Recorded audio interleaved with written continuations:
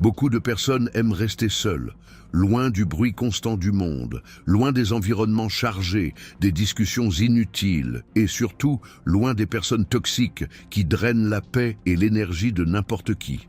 Pour certaines personnes, être seul n'est pas de la tristesse. Ce n'est pas un rejet, et encore moins de la solitude. C'est presque comme un mode de protection. Un espace silencieux où l'esprit peut respirer, réfléchir et voir la vie avec plus de clarté. Alors que beaucoup courent désespérément après l'attention, l'approbation et la compagnie tout le temps, il existe un type de personne qui trouve sa force précisément dans le silence. Des personnes qui apprennent à mieux se connaître lorsqu'elles sont seules, qui réfléchissent plus profondément, qui observent davantage et qui choisissent avec beaucoup de soin qui méritent d'être proches d'elles. Mais il y a quelque chose de curieux dans tout cela. Ceux qui aiment être seuls possèdent presque toujours des caractéristiques très spécifiques, des traits de personnalité que la psychologie étudie depuis de nombreuses années. Et ces caractéristiques peuvent révéler beaucoup sur la façon dont cette personne voit le monde, les relations et même la nature humaine. Mais une question importante se pose. Aimer être seul, est-ce vraiment sain? Ou cela peut-il cacher quelque chose de plus profond, quelque chose que peu de personnes perçoivent? Certains disent que la solitude renforce l'esprit, d'autres pensent qu'elle peut éloigner les gens de la vie sociale.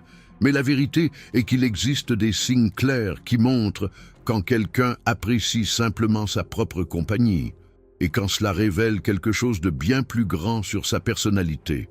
Aujourd'hui, je vais te raconter 8 signes de ceux qui aiment rester seuls, et les caractéristiques que la psychologie révèle sur ces personnes.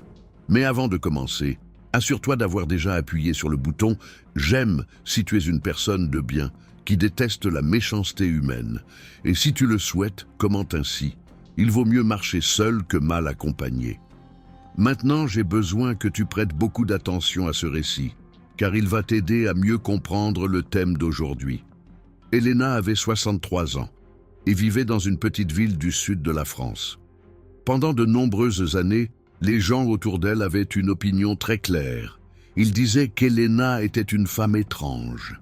Elle n'aimait pas les fêtes, participait rarement aux réunions familiales et chaque fois qu'elle le pouvait, préférait rester à la maison, lire un livre ou marcher seule dans les rues tranquilles de la ville. Les voisins chuchotaient. Certains disaient qu'elle était antisociale. D'autres pensaient qu'elle n'aimait tout simplement pas les gens. Mais personne ne connaissait vraiment l'histoire derrière ce silence. Quand Elena était plus jeune, elle était exactement l'opposé. Elle travaillait dans un petit bureau, avait beaucoup d'amis et adorait réunir des gens chez elle. Il y avait toujours des rires, des conversations et du mouvement autour d'elle. Le problème est qu'au fil des années, Elena a commencé à remarquer quelque chose qui la dérangeait profondément. Beaucoup des personnes qui s'approchaient d'elle n'étaient pas là par véritable amitié. Certaines apparaissaient seulement lorsqu'elles avaient besoin d'aide. D'autres répandaient des commentaires méchants dans son dos tout en lui souriant en face. Pendant longtemps, Elena a essayé d'ignorer cela, jusqu'au jour où quelque chose est arrivé qui a complètement changé sa façon de voir les gens. Une femme appelée Colette, qu'Elena considérait comme une grande amie, a commencé à répandre une rumeur cruelle à son sujet dans la ville. En quelques jours, des personnes qui lui souriaient auparavant ont commencé à l'éviter dans les rues. Elena était dévastée. Pendant des semaines, elle a essayé de comprendre la raison de cette trahison. Elle a essayé de parler, elle a essayé d'expliquer, mais elle a compris quelque chose de douloureux. Certaines personnes aiment simplement créer du chaos dans la vie des autres. C'est pendant cette période qu'Elena a commencé à passer plus de temps seule. Au début, cela semblait triste. La maison est devenue silencieuse. Le téléphone a cessé de sonner et les rencontres ont disparu. Mais quelque chose d'inattendu a commencé à se produire. Pour la première fois depuis de nombreuses années, Elena a remarqué qu'elle était en paix, sans commérage, sans fausseté, sans personne qui aspire son énergie émotionnelle. Avec le temps, elle a commencé à profiter profondément de ces moments de solitude. Elle marchait le matin, lisait des livres qu'elle avait toujours voulu lire et redécouvrait des choses simples de la vie qui auparavant passaient inaperçues. Et c'est alors que le véritable retournement s'est produit.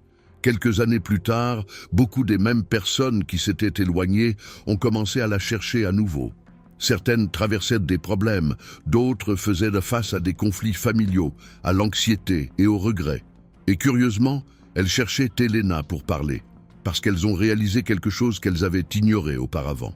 Alors que beaucoup étaient perdus dans des drames, des disputes et des intrigues, Elena était devenue l'une des personnes les plus équilibrées et les plus tranquilles de la ville. La femme que l'on disait étrange avait simplement appris quelque chose que peu de gens apprennent dans la vie. Parfois, la paix que tu cherches chez les autres ne peut être trouvée que lorsque tu apprends à valoriser ta propre compagnie. Et c'est exactement la clé pour comprendre le thème d'aujourd'hui. La première caractéristique est celle-ci. Numéro 1, ils trouvent un véritable plaisir en leur propre compagnie. Ceux qui apprécient la solitude ne perçoivent pas le silence comme un vide ou une menace.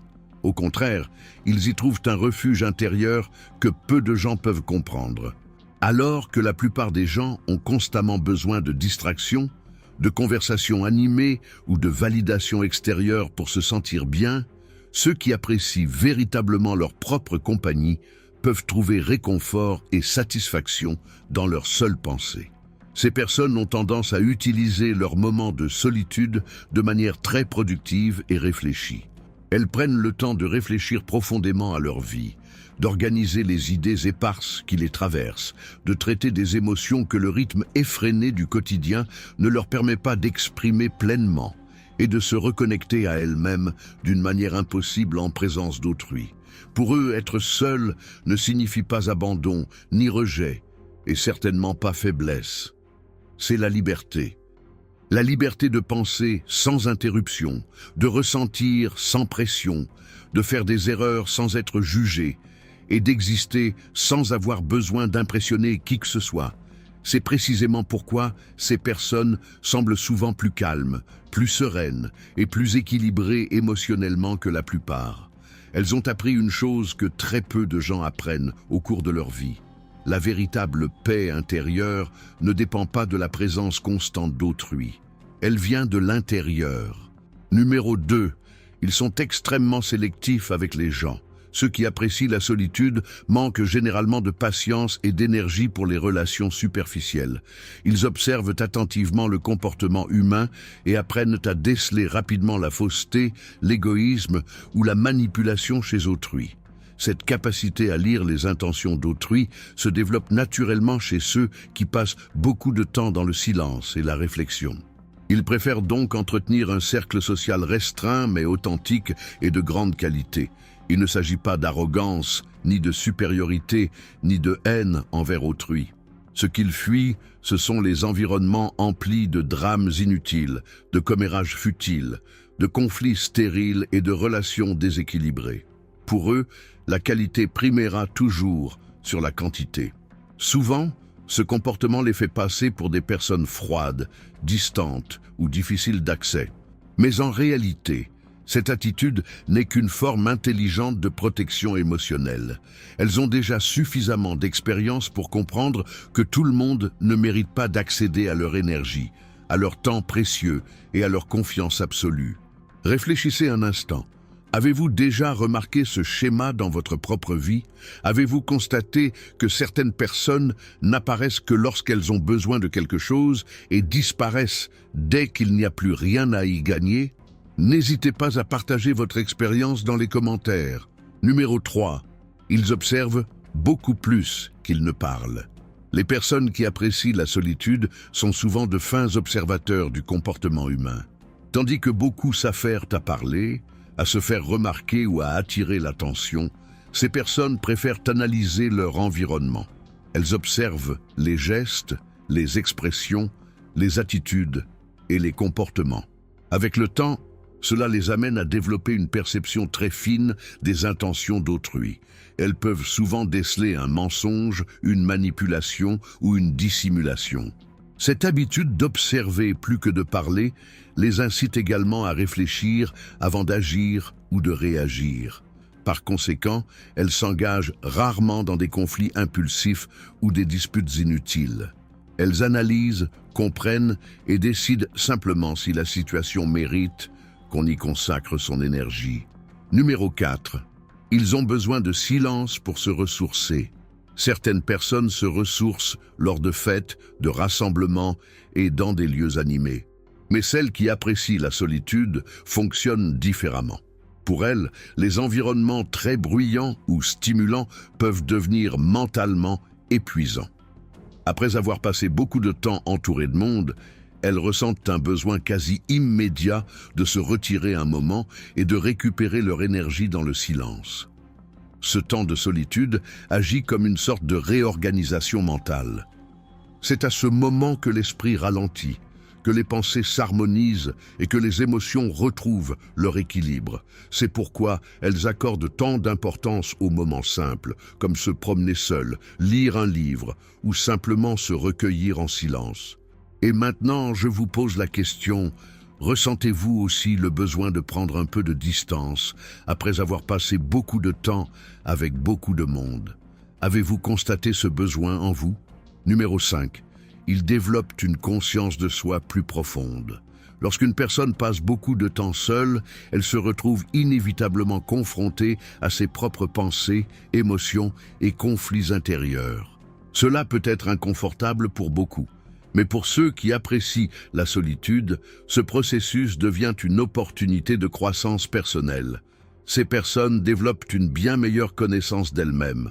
Elles comprennent mieux leurs limites, leurs peurs, leurs motivations et leurs priorités dans la vie. Tandis que beaucoup vivent en pilote automatique, cherchant à plaire à tous, ceux qui se connaissent profondément apprennent à prendre des décisions plus conscientes. Et cela procure un profond sentiment de sécurité émotionnelle. Numéro 6. Ils ne ressentent pas un besoin constant d'approbation. L'une des caractéristiques les plus marquantes des personnes qui apprécient la solitude est leur indépendance émotionnelle. Elles ne recherchent pas constamment l'approbation d'autrui. Elles n'ont pas besoin que tout le monde approuve leurs choix ou valide leurs décisions. Cela ne signifie pas de l'arrogance. Cela signifie simplement qu'elles ont appris à faire davantage confiance à leur conscience qu'à l'opinion générale. Souvent, c'est précisément parce qu'elles ne dépendent pas de l'approbation des autres qu'elles finissent par devenir plus authentiques. Elles n'éprouvent pas le besoin de feindre, d'impressionner ou de se conformer aux normes sociales pour être acceptées. Réfléchissez honnêtement. Avez-vous déjà eu l'impression de devoir prétendre être quelqu'un d'autre pour plaire aux autres? Avez-vous déjà vécu une situation similaire? Numéro 7. Ils préfèrent la profondeur à la superficialité. Ceux qui apprécient la solitude valorisent généralement les conversations profondes, la réflexion et les liens authentiques. Les conversations vides, les commérages ou les sujets superficiels ont tendance à les lasser rapidement. Ils préfèrent des échanges moins nombreux, mais plus riches de sens. Cela se reflète également dans leur façon de choisir leurs amitiés et leurs relations. Plutôt que d'entretenir des dizaines de connaissances, ils préfèrent s'entourer de quelques personnes, mais dignes de confiance et sincères.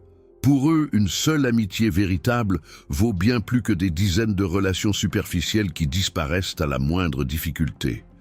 Numéro 8. Ils trouvent la paix là où beaucoup trouvent la solitude. C'est peut-être là l'une des caractéristiques les plus mal comprises. Si beaucoup associent la solitude à la tristesse ou à l'abandon, ceux qui apprécient leur propre compagnie parviennent à trouver la paix dans ces moments.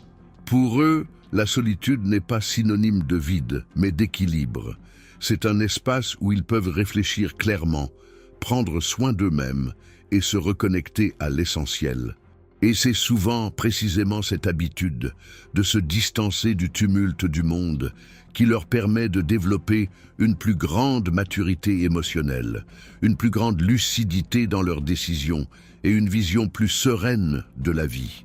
J'aimerais maintenant savoir si vous aussi vous sentez en paix lorsque vous êtes seul, ou préférez-vous toujours être entouré de monde? Dites-moi en commentaire si vous avez déjà observé ce comportement chez vous. Parfois, être seul est simplement une façon de protéger son esprit, de préserver son énergie et de se tenir à l'écart des environnements et des personnes qui ne font qu'alourdir la vie. Par conséquent, si vous appréciez vos moments de silence, Peut-être que ce n'est pas un problème. C'est peut-être simplement le signe que vous avez appris à valoriser quelque chose que beaucoup n'ont pas encore compris. Si vous êtes arrivé au bout, laissez un commentaire comme celui-ci. Que le Créateur nous délivre de tout mal. N'oubliez pas de vous abonner à la chaîne et de laisser un like. Si vous souhaitez entendre d'autres enseignements de ce genre, j'ai laissé une vidéo à l'écran que vous apprécierez certainement. Cliquez ici. Et à bientôt. À la prochaine.